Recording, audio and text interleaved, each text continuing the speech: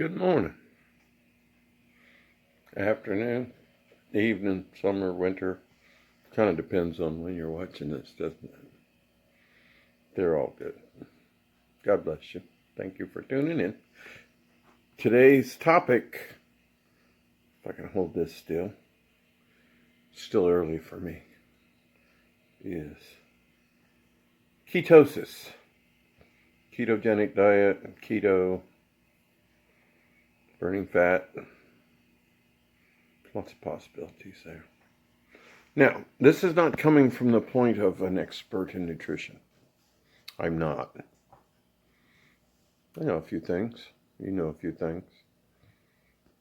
We know that we have to take care of ourselves if we're going to make it through this thing.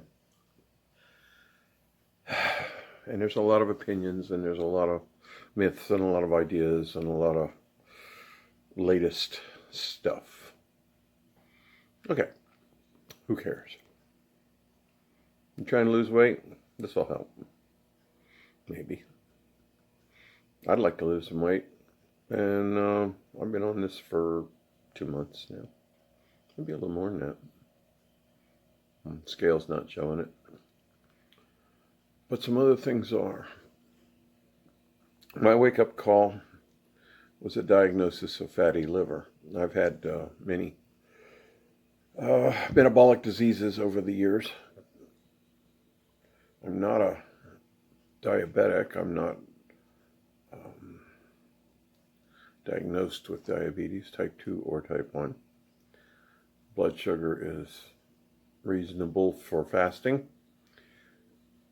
However, that does not mean that I don't have a metabolic problem with insulin. It appears, and I say appears, I don't have the proof of that, but it appears that I do.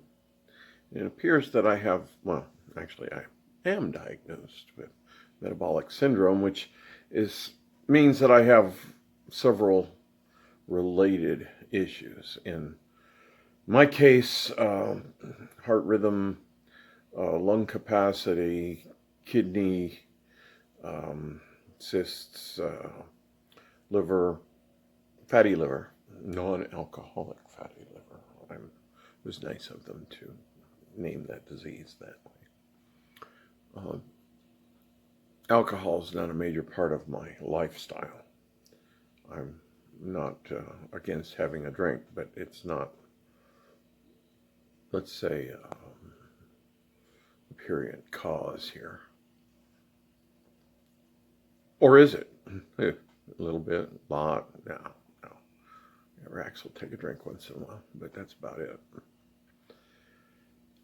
So the non-alcoholic liver, fatty liver, that was the wake-up call.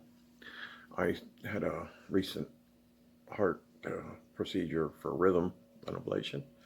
And actually prior to it and in the next days afterwards, I gained something like 20 pounds of water, which made it very hard for me to breathe. And that hospital visit turned into a bit of a fiasco because basically I had a set of doctors new into my situation trying to make sense of a lot of data that they weren't really paying much attention to.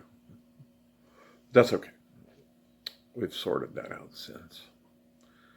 But even just prior to that occurrence, I had looked at this ketogenic diet and said, I remember Atkins from way back, and I think there were issues. And I started looking at the science rather than looking at the fad. And I found out some interesting things. And among the many interesting things that I found out was that our body can use just about anything for energy. So, yeah, you can burn carbs, you can burn fat, you can burn proteins. That might be the limit of it, but nonetheless, you can't burn water, but you need water. You need lots of it. You're made out of most of it. But this keto thing is like, okay, are we addicted to sugar? Answer, as a society, the answer is yes. As a world, The answer is probably. As an individual, if you're using sugar on a regular basis for most of anything, you're pretty much addicted to sugar. But it's not just sugar. What turns into sugar when you eat it? Carbs, bread, refined carbs. The carbs we eat now versus the carbs that our great-grandparents ate. They're different. They're different. Similar, chemically. Different, chemically. Biologically, how they're made. What we've done to improve the quantity of energy produced from a plant. It's caused that plant to do things that are counter to what our bodies have been consuming for millions of years. I don't know about that millions of years thing. We'll go back to that on another time. But nonetheless, quite a while longer than we've been around. Who was here for creation? I wasn't as old as I am. I'm not that old. I'm cold, but I'm not cold. I'm old, but I'm not that old. All right. So keto. All right. Real simple. Your body sees sugar, says, let's use that first. Okay, there's more than you need. Okay, we got to store it. We got to put it somewhere. We'll turn it into fat. Okay, that's, we all know that. Let's deprive the body of sugar and starches and any other form of carbohydrates. The body says, glucose level in the blood is dropping. What does that mean? Glucose, simple sugar, it's found in your blood. Sucrose, table sugar, not found in your blood. Sucrose made of glucose and fructose, one each. Bound together, body sees it, takes out the glucose, says let's put it in the blood. Takes the fructose out and says, well, it's a sugar, let's go ahead and run her through. But there's not a cell in your body that can actually use fructose, so all of a sudden half of what you ate starts floating around, ends up in the liver. Liver says, we'll go ahead and process that into fat. There is several routes that it can go, but basically it's going to make fat.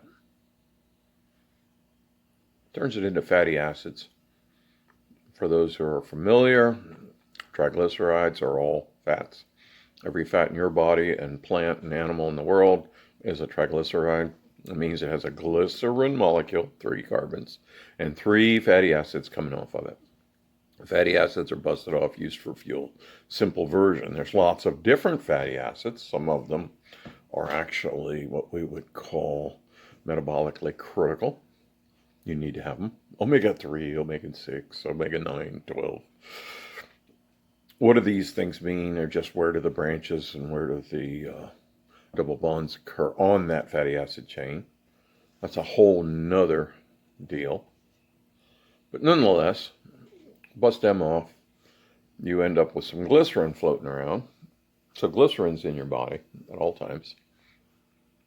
And when your body looks at this glycerin molecule and says, wow, let's see, it's basically 3 carbons with 3 an OH off each one. So it's a triglyceride, tri-alcohol at that point when it's glycerin. So it's like an alcohol molecule. It would be like 3 carbons would be propane. So it would be a propanol, but it would be like a tripropanol. Makes it very thick, oily, but water soluble. And your body, your liver, possibly another organ, but I know about the liver a little bit, takes that glycerin, takes 2 of them, got 3 carbons, and it joins them together in for your body at least, a rather simple chemical transformation and makes glucose. So it turns out that your body is constantly making glucose, which is what's in your blood. You need it to live. out of glycerin, which is made out of fat. So here it is. Every day your body's turning fat into sugar. And every day your body's turning sugar into fat. And whenever all those are run out, it can even bust up proteins, turn them into glucose, gluconeogenesis, I believe. That might be for the other one, but nonetheless, it might be a different name for proteins. Your body can make almost anything out of almost anything. We're not real good at making amino acids, but we're great at making proteins out of them. So you need some protein, you need some amino acids to keep things being built. Some have devastating qualities whenever they reach the gut. That would be the ones that we like to refer and demonize as gluten. Basically, what's the problem with gluten is within the glutenin and gliadin that forms the gluten. Wow, it's just two proteins. Your stomach digests proteins, right? To a point. Some of these proteins have, I believe it's a cysteine amino acid group in them, and when you get two cysteines that see each other, come close to each other, they each have a sulfur on the end of them, and those two sulfurs say, we like each other a lot, bind into what's called a disulfide bond, which is very difficult to break. And therefore, you end up with these little loops of protein left around that become fairly toxic. They enter the bloodstream and cause all kind of havoc because your white blood cells say, well, something's wrong here, we better attack this thing. You end up with inflammation, you end up with plaque, you end up with all kinds of crazy stuff. I.e., gluten, bad? Maybe. To some. If you're not eating any starch, you're probably not getting any gluten. If you're eating wheat that was grown from seeds that can be traced back 2,000 years, you're probably getting a different form of gluten, at least in the macro sense, that is also combined with other things that help out, that we've pretty much eliminated in our modern diet. So, where does all that lead us? I could tell you grains are out. I could have told me that 6 months ago and said, yeah, well, not really. All these gluten-free diets and such, if you have a real propensity towards having a gluten intolerance and have Crohn's disease or IBS, one of them, you better watch it. And a little bit could probably mess you up. If you go on a pretty strict keto diet, here's the deal. Atkins versus keto, as I understand it. You can eat just beef and butter and mayonnaise and eggs, and, you'll lose some weight and survive for a while and such. But we're meant to get some plants in us. What we tend to do, though, is we tend to take all the fiber out of everything, and that's kind of messing us up. You need that fiber for a lot of reasons, not the least of which is just bulk to scrub stuff out. But not only that, that fiber feeds beneficial bacteria in the gut, and the gut is the key. The gut is the key. You got more bacteria in you than you have cells in your body. Your gut is sending out messages. It's sending out feelings, gut feelings. It's important, and we've really let that go. So starchy, refined stuff where the fiber's taken out, bad. Basically, there's no hard and fast rules here, but if it grows below the ground, it's probably not good for you. I think a carrot would be good once in a while. I think a potato can be quite yummy, but it's not going to help you.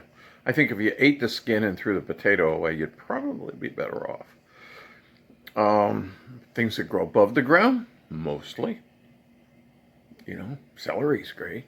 Lots of fiber, not much else. Got all kinds of minerals and all kinds of good antioxidants and things in it. So the green leafy stuff that grows above the ground, that's pretty good.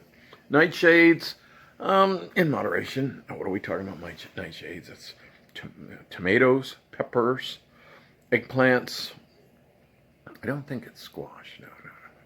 No. And oddly enough, potatoes, which grow below the ground, but the plant itself is a nightshade. It just happens to make a tuber that you can eat.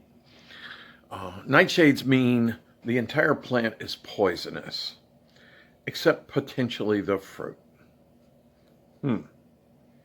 So you eat tomatoes. You never eat tomato greens. Why? They're poisonous. You eat peppers, but you never eat pepper greens or stems. They're poisonous.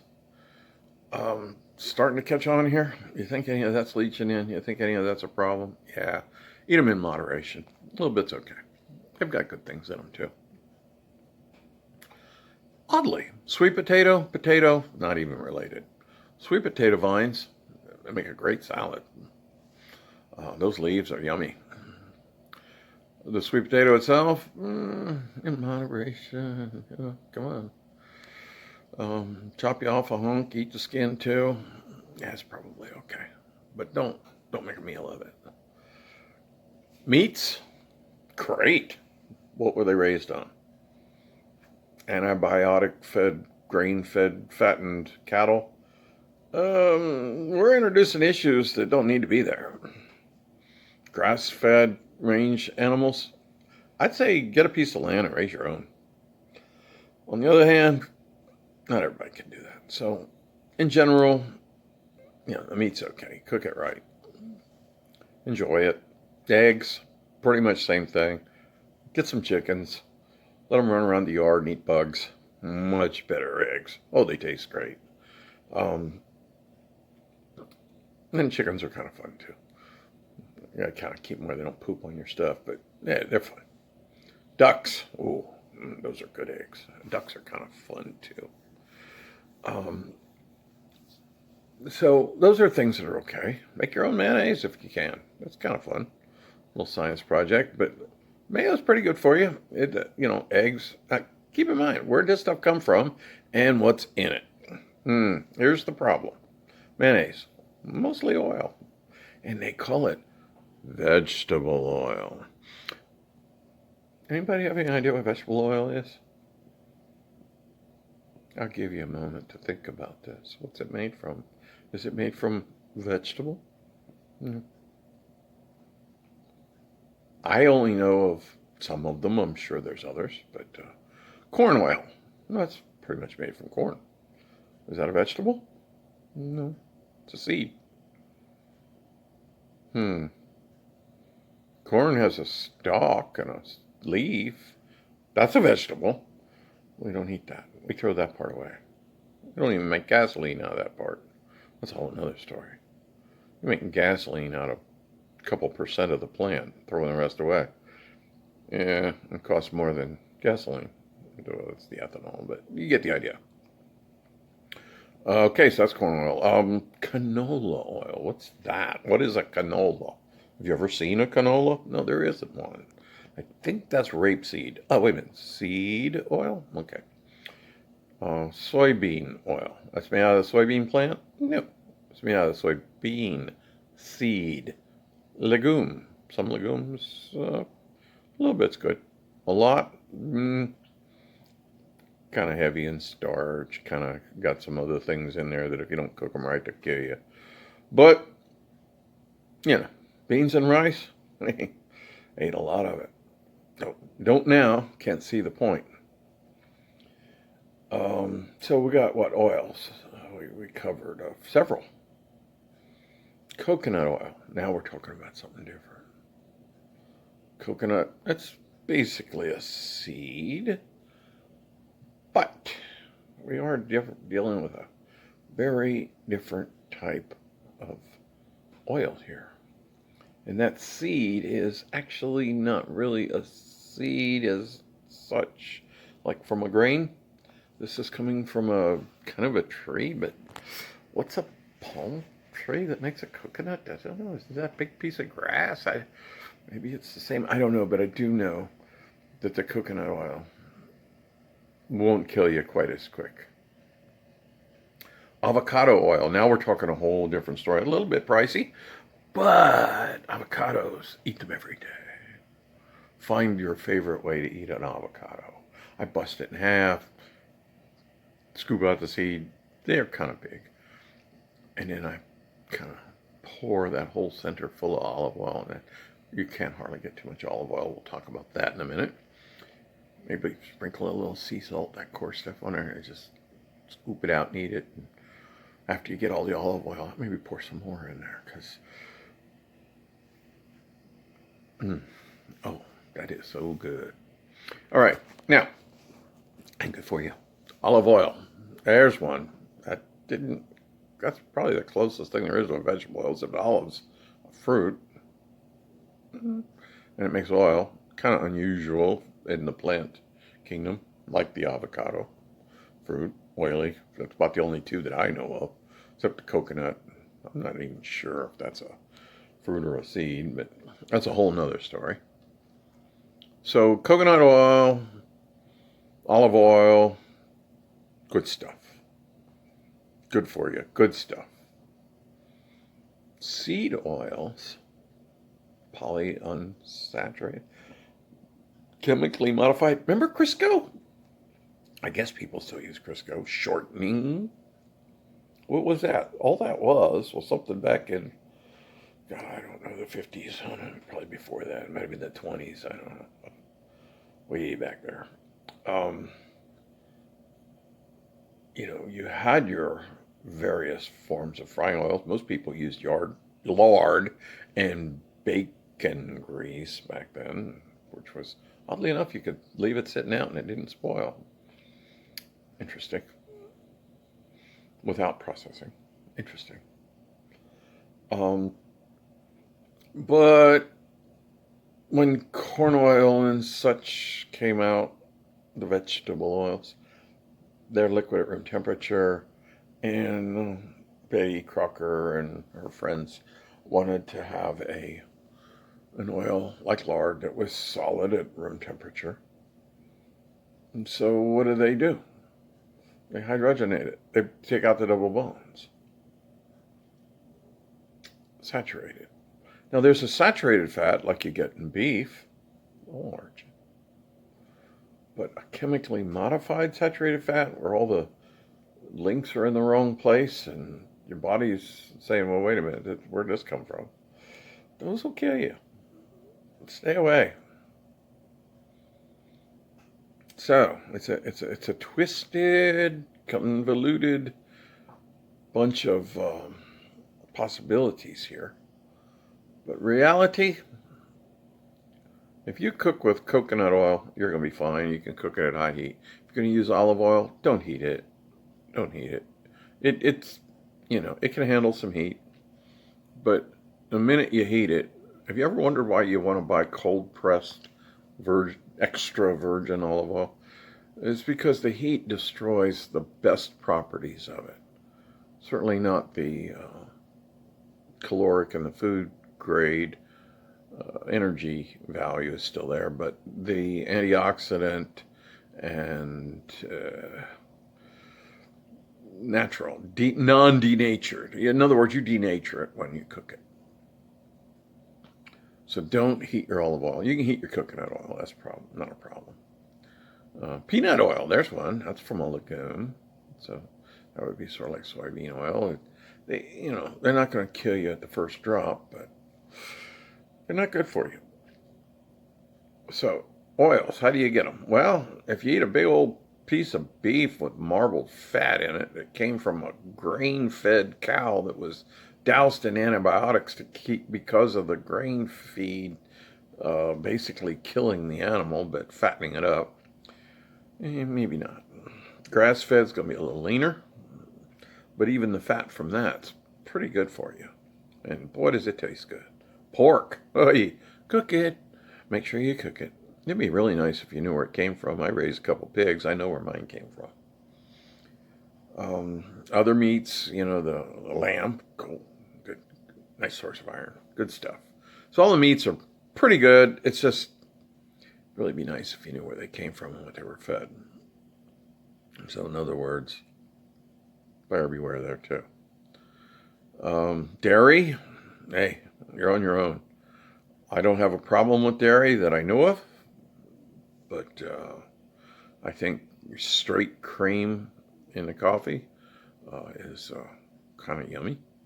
Although I have been making what they call the bulletproof coffee lately, where you put butter, unsalted of course, and some coconut oil, what do they call it? MCT oil, which is just medium chain triglyceride, which any coconut oil's already kind of got a lot of that in it, so you can get it a little bit purified and get the MCT, which gives you a higher preponderance of medium chain triglycerides. So you get your C8s and your C10s, which can go past the blood-brain barrier after they're converted to ketones, meaning you get a little brain boost out of that.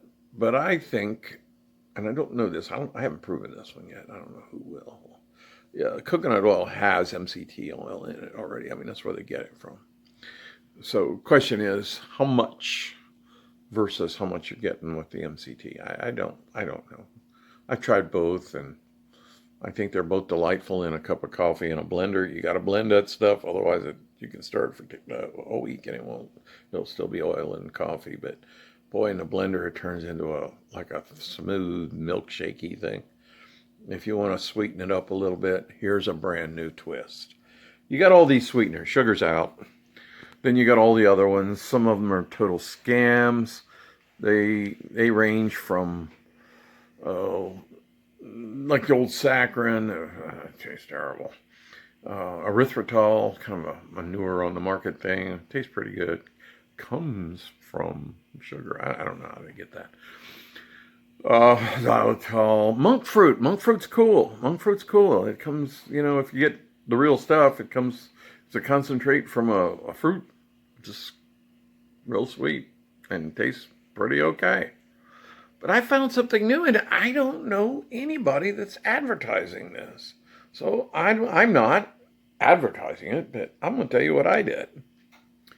When reading about and learning about sweeteners and fats and how to switch your lifestyle and what have you, one of the things that just kind of came up was that glycerin, which we first started talking about, thick, clear liquid, is sweet. There's a sweet taste to it.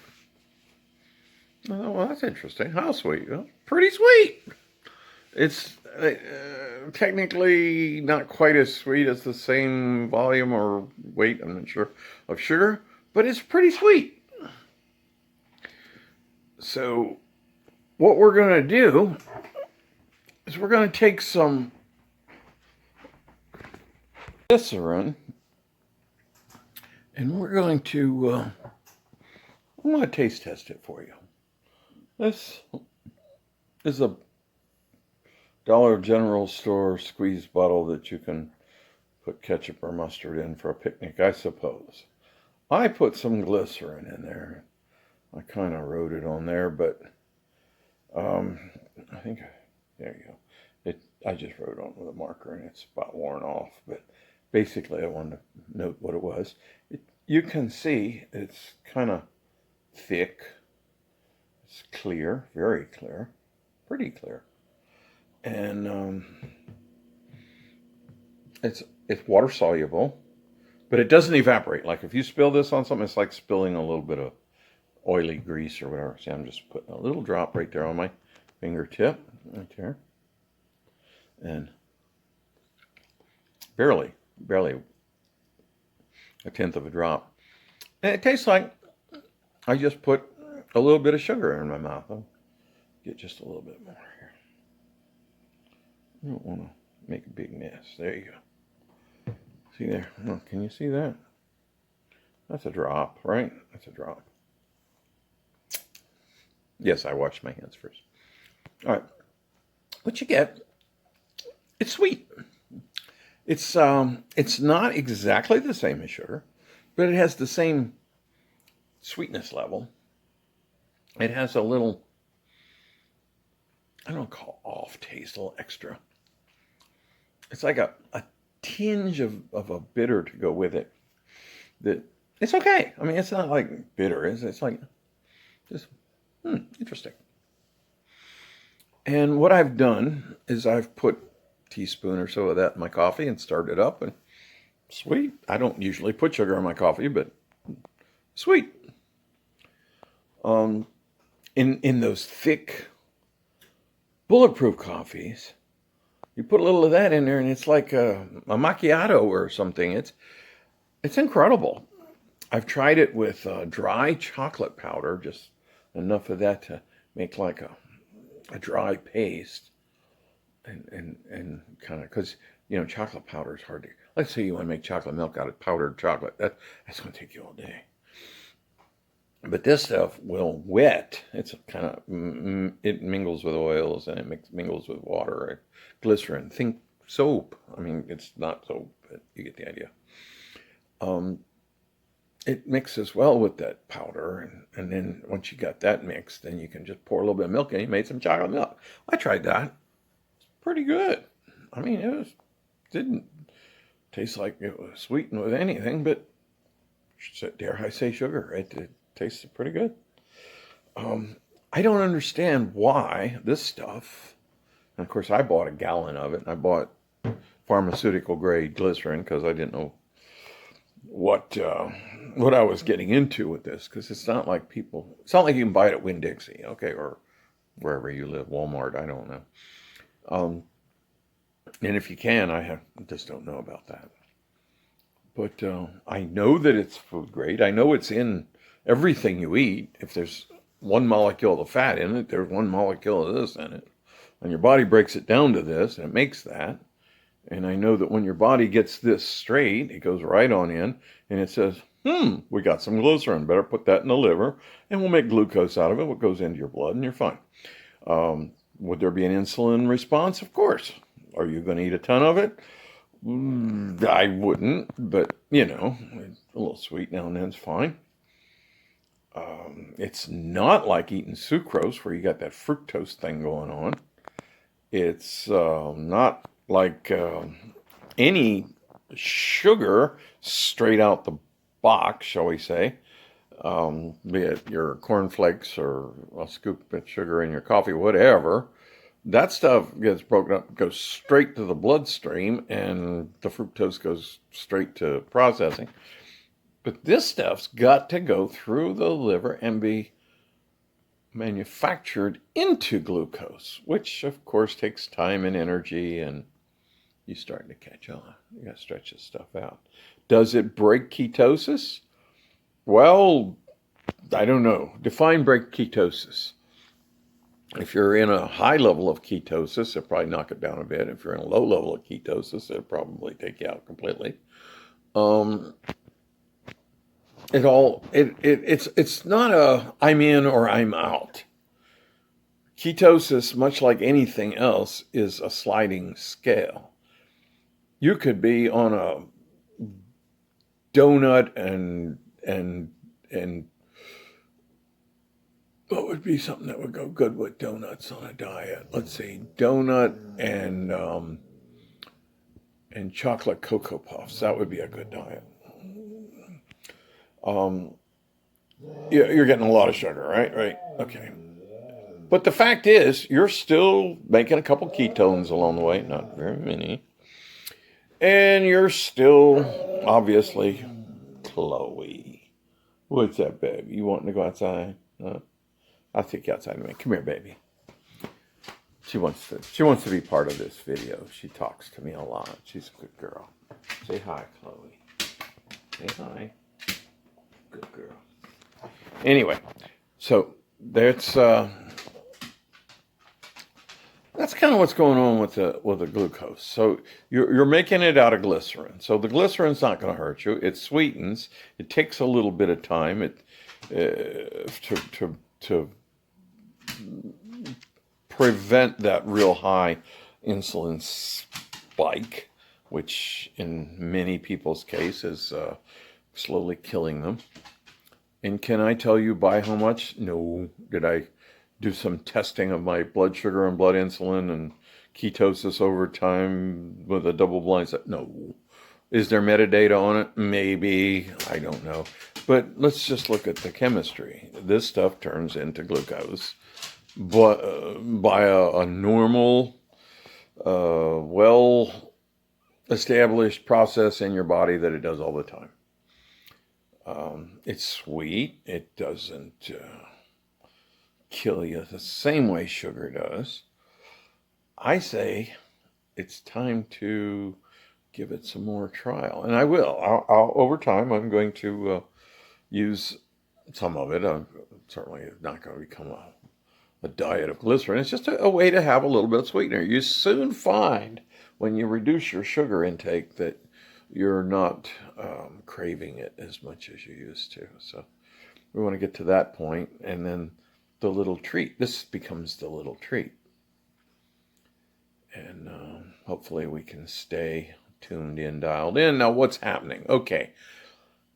Like I told you, my weight has gone down a little bit in the last couple months. Just not even enough to be saying, "Ooh, look at that weight loss." No, that's not quite like that for me. Now it might be somebody else doing exactly the same thing. May have lost 30 pounds by now. I don't know, but I feel better. I'm getting a little thick about the waist there, and it's getting kind of almost impossible to bend over to tie my shoes. But a lot of that also has to do with decreased lung capacity and some of the other issues that I have. So what's happening? Well, I can bend over better. I can't do gymnastics, but I can bend over better. I've got improvement. My breathing is better. I can walk further. I can work harder. I can do more things. I'm getting more things done. My wife appreciates that, although she would like me to get back to where I'm getting a reasonable amount done, not just more than the almost nothing I was. So we'll get there. I feel confident that directionally I will get there. And I'll keep you posted on this. This is like early journey. A lot of times you see, I lost 100 pounds and I'm now running the decathlon. Well, okay, that's fine. I'm glad for them. This is hey, let's try this out. Yes, I've been ketoing for 2 months. Decided with a wake-up call on, you've got all these diseases, they're all related, and said, what are we going to do about it? That's how this whole thing started, and it wasn't an overnight, I gotta go do this, or a fad or anything else. I just began reading about what would work and began slowly incorporating them. I say slowly, in a matter of 10 days, I was fully embraced into keto and experimenting like everyone else does, trying what I like, what I don't like, how much cabbage can you eat, a lot actually. But I do find that I enjoy a stir fry of cabbage and cauliflower. Onions are good in it. Broccoli's good in it. Certainly garlic, yeah, nothing like that. Hamburger patties, great. Throw some cheese on them, have a side of this stuff and you're in, how can you not like that? Bread's just out. At first it was a little unusual, but now I just look at it as, why would I want to do that? I mean, yeah, I love to eat bread. I love to eat cookies. I love to eat all kinds of things no, just not going to do that no more. Now, if you say, well, I can't do that. Well, I'm going to tell you this. You're wrong. You can do this. Not only can you do it, you can embrace it to the point where you're glad. No, to do it. I would caution you not, once you do become accustomed and it's working out, don't become a keto radical. Don't be trying to convert everyone in your family and your friends group that that they should also be doing this. First of all, that word should, don't use it. Just get it out of your vocabulary. Remove that word from your vocabulary. You'll be better off. I promise you. This is probably a whole nother video in itself. Get the word should out. Don't use it for yourself. Don't use it for anyone. If you do, go back and think how you might have reworded that word sentence, because the word should's negative. So we won't go there.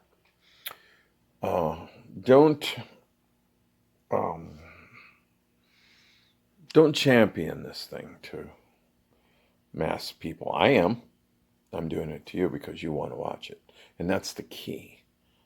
You live this lifestyle. You start finding benefits. The benefits become obvious to yourself and to others. And you wish to celebrate them. Others will celebrate them with you. And then they will become very curious about it and say, how'd you do this? How'd you do that? How'd you get past this? How'd you get past that? Those questions, answer them freely. And let it go at that. This is something that once you try it, once you see the benefits, it becomes easier. Your body says, hey, we're good here. You're going to find that the food addictions and food habits and stuff are exactly that. They're habits. They can be broken. You don't have to do it overnight. Sometimes if you stretch it out too far, that's just harder. But nonetheless, realization is mostly everything. Once you realize that this is what you need, the decisions aren't that hard. They're just like, and you may say, well, I want to try this because that cheesecake over there really looks good. So take a little nibble off of it and see if it is really good. Yeah, it probably is. And you can actually enjoy it. I'm going to tell you what, that first little nibble tastes better than the last half a pound. Once you get that in your mind, you can actually enjoy that little nibble. Try it. Well, excuse me. Most people would edit that out, but I'm not most people. So nonetheless, I may sneeze again here in just a second. I feel it coming on. So obviously, being on a keto diet does not keep you from sneezing. On the other hand, it can very well make you feel better. Make you feel better about yourself. Make you feel better about your capabilities. Make you feel better about your body. Make you feel better about many things. But you probably will still sneeze once in a while. So, there it is. Glycerine, interesting. Keto, life-changing. If some of your family members are already doing it, encouraging you, that will be very helpful. Allow them to, every once in a while you can even let them say, see, I told you you should be wanting to do that. And then you just nod and smile and say, you're right. But would you want me to talk to you that way? Interesting. I know I've done it. I'm guilty.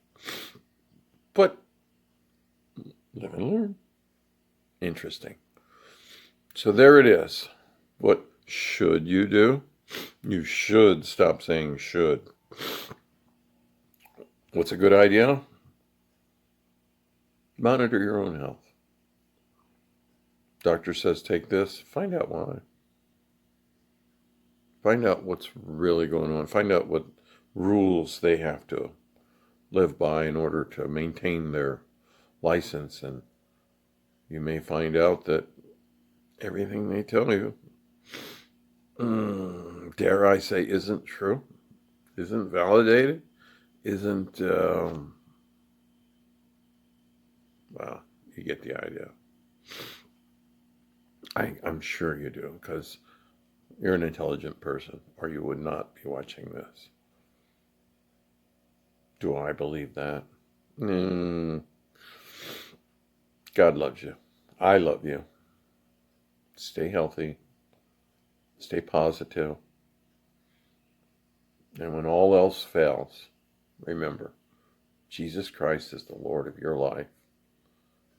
He has wondrous gifts and wondrous treasures for you. No matter where you are in life right now, to the highest to the lowest, what he has for you is uncountable. It's there. It's not here. What you have here, you can't take there. What you store up there can't be destroyed here.